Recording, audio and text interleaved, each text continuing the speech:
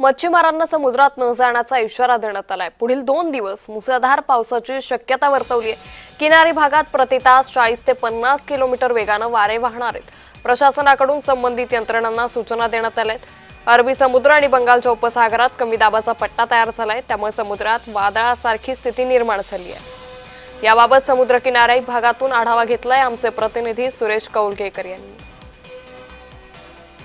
अरबी समुद्रात व बंगालच्या उपसागरात कमी दाबाचा पट्टा निर्माण झाल्याने सध्या वादळी स्थिती आहे आणि सध्या अरबी समुद्रात एक वादळ घोंगावताना दिसत आहे। आणि आता तुम्ही जर बघितलं तर सध्या जे समुद्राचं पाणी आहे ते अशा पांढऱ्या शुभ्र स्वरूपात दिसत आहे।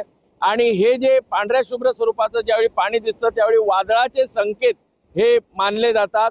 आणि त्यामुळे बघितलं तर संपूर्ण ज्या कोकण किनारपट्टीला हा सावधगिरीचा इशारा दिलेला आहे, त्यामुळे सध्या 3 नंबरचा बावटा हा बंदर विभागाकडून लावण्यात आलेला आहे आणि मच्छीमारांनी समुद्रात जाऊ नये असा इशारा हा सध्या दिलेला दिसतोय।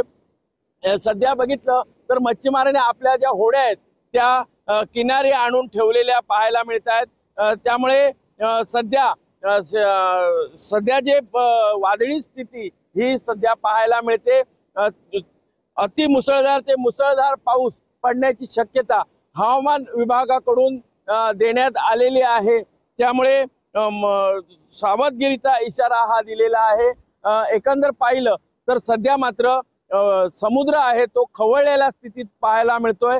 त्यामुळे सर्वांनी काळजी घ्यावी अशा सूचना प्रशासनाकडून देण्यात आल्या आहेत। सुरेश कौलगेकर, जय महाराष्ट्र, वेंगुर्ले, सिंधुदुर्ग।